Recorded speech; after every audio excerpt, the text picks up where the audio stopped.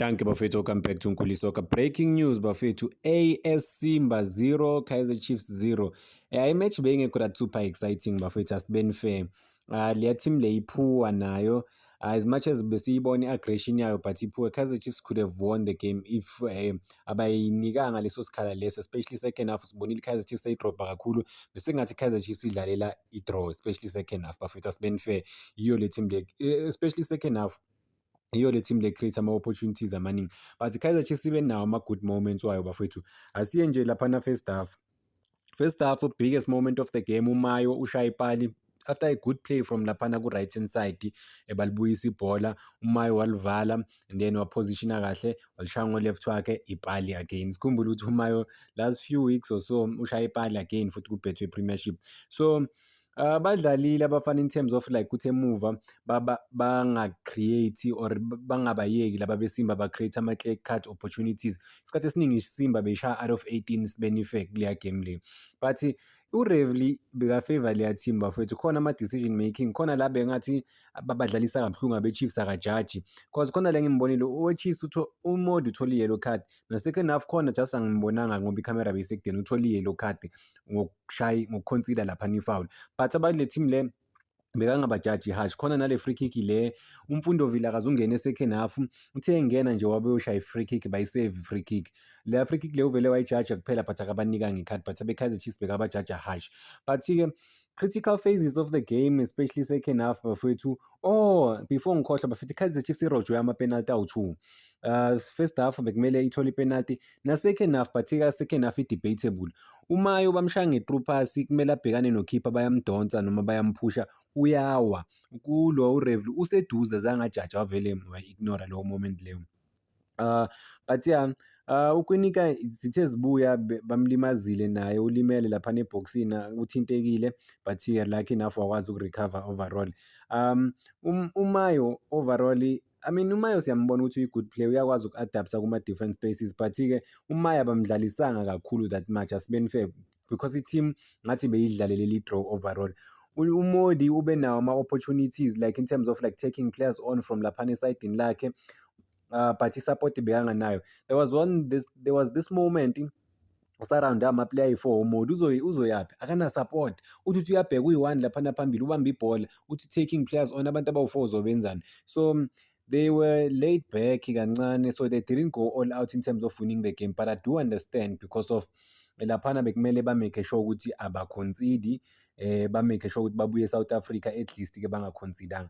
But manje if igame iphela ngo-1-1 eDobsonville, but I don't see that team inikeza i-Kaizer Chiefs i-problem bafethu, because eDobsonville izoyi-create i-Kaizer Chiefs ama-opportunities amaningi.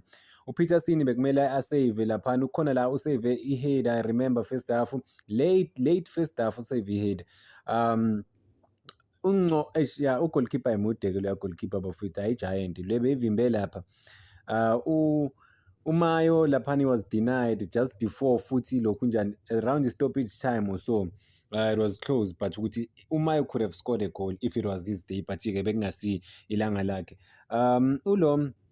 uSolomonzi udlalile laphana in terms of like dispute, ngimbonile a few occasions aye laphana phambili. Funny enough uSolomonzi naye ngibone bamshaya ebusweni, uRevo lo ignore, uRevo ebhekile. So but-ke bona banikwa ama-foul nje a-straight. Khona le wrong foul le abathi i-foul, le free kick bekungasi i-foul at all, but bathi i-foul, and the team almost they create something out of leyo nto leyo. So but yeah, uMfundo Vilakazi was exciting ukumbona umfana ukuthi engene, but-ke ushaye nje lela free kick lela kuphela, ngizange ngibona amanye ama-big moments for yena. So I think uRevli beyajaji i-Kaizer Chiefs harsh, but-ke again there was a big moment i-Kaizer Chiefs, leya team leya njengoba ngisho ukuthi bafethu ayabalazi, baluza ibhola laphana emuva, or banike iplayer le-Kaizer Chiefs uMduduzi Shabalala, if akusiwuye kusho ukuthi angibonanga kahle.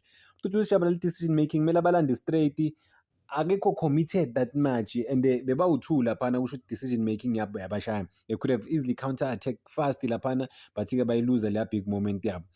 Player ngifuna ukukhuluma ngalo uCross. For mina uCross azange abe ne-good game bafethu. uCross uyalazi ibhola, ulazi makaliphethe. In terms of ukumaka nale aggression le ngibona ngathi akakwazanga, because of from iside like a Cross bafethu ba-create I think 2 or 3 big moments laphana kuleya game le.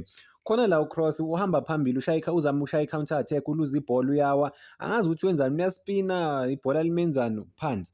Balithatha ibhola balifaka straight esayidini lakhe uCross la angekho sekuvuleka isikhala, bazama ukukhatha inside bathi baya-square ibhola, balishaya angazi kwenzakalani but yeah, ibhola lakhona laphumela ngaphandle, lucky enough. Again, uCross baletha ibhola kusho ukuthi balibhekile bobawu-two bam-overpower ngathi ngepower nje because bayalilwela lisemoyeni la-bumper then wahamba nalo lo muntu loyo. So from iside laka-Cross ngibonile ba-create ama-chances lesi ayi-three, but-ke the coolest thing ukuthi i-Kaizer Chiefs they were able to hold this team ukuthi njalo bashuthe isikhathi esiningi bashuthe outside 18 and because of bane-physique ne-aggression bafowethu bayazama ukuskwera amabhola laphana isikhathi esiningi, but i-Kaizer Chiefs defense idlalile, they were alert. Ngibonile they gave up amabhola laphana ku-midfield abawaluza. Bengibona ngathi uLo sekakhathele, angazi or ngibone wrong. UNdlovu uma ngimbheka there were moments ngibona ngathi hayi uNdlovu ukhathele-ke manje, or maybe it's the heat or ini, but there's something off especially later into the game. Khona la vele waluza ibhola la simply bekumele a-track-e amake but akakwenzanga lokho.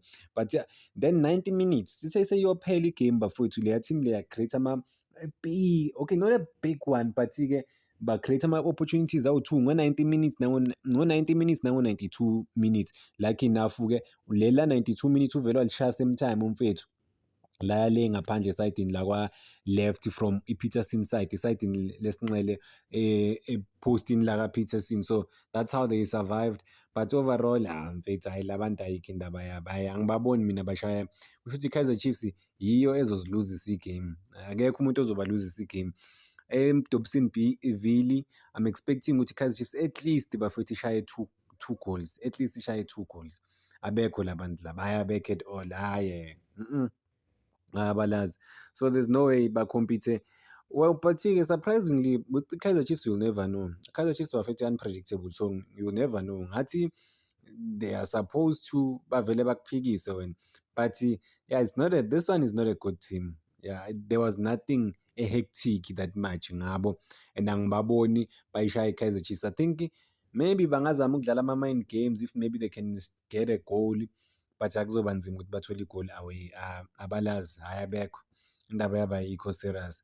And sikhumbule ukuthi bathenjiswe I think 400 and something thousand rands ukuthi bazoyishare if bazokwazi ukushaya i-Kaizer Chiefs, but still they were not good enough in terms of ukuthi bacompete. Kaizer Chiefs, well, I think it's very important we mention ukuthi it was not Kaizer Chiefs best day in terms of creating ama-opportunities, because Kaizer Chiefs isikhathi esiningi i-create ama-golden opportunities, but today they didn't create those golden opportunities lawo bavele bawageje, because noMayo leli lakhe ashaya ipali bekumele akhathe kancane, kune-distance kancane walishaya ipali. Ama-moments lawa nje abawa-create-ile akusiye kusho ukuthi amabhola lawa besingakhala kakhulu sithi bagejile washa wacima, no, they tried to improvise, they tried to use what they have on the day as i-Kaizer Chiefs, but yeah, it was not meant to be in terms of ukuwina laphana. But as long as, I think the coolest thing ukuthi bakwazile ukuthola i-draw, but bona bebafuna ukuthi bathole igoli, unfortunately igoli abakwazanga ukulithola. But besibukele kabuhlungu le game le, hayi siyibukele kabuhlungu bafowethu, angifuni ukungasho, hhayi uthi usabukele icime nkosi yami lo muntu lo streamayo laphana, ungene ku-Facebook, usuke ku-Facebook uye ku-TikTok, sasabukela kabuhlungu igame. But yeah, it was not a electrifying game overall, but yeah, I mean congrats to i-Kaizer Chiefs ngokuthi ikwazile laphana ukuthi ingaconcede. Sikhumbule ukuthi last round of the competition baconcedile away Angola, and then at home kula bageje khona ama-opportunities amaningi, but they were able to score one. Siyazi ukuthi home-ke bazowa-create ama-opportunities. Kaizer Chiefs fans will try and create a frantic environment, intimidating environment, electrifying environment for i-Kaizer Chiefs ukuthi ikwazi uku-advance to ama-group stage of i-CAF competition. I think mentally amagame akanje ayabakhulisa abafana ukuthi bakujwayele ukudlala kuma-environment anzima la uRevli azoba against wena, ubone nawe ukuthi u-against wena straight-ke manje uRevli, and there's nothing you can really do, just focus on your game and then try to soldier on throughout. Noma kunzima ubone ukuthi yabona manje kunzima, but just play your normal game, ignora labo rev lawa laba abangakwazi nokureva kahle. Yeah, but-ke the coolest thing abakhonsidanga i-0-0 ehome nje kumele baziwinele igame, whether bayiwina 1-0, 2-0, 2-1, 3-1, kumele nje baziwinele igame. Kufana nokuthi igame u-0-0 ba-consider still they just have to win igame kuphela, ngoba uma bangadrowa koro amagoli baphumile. Danko bafethu, ngicela ningakhohlwa ukulike nisubscribe.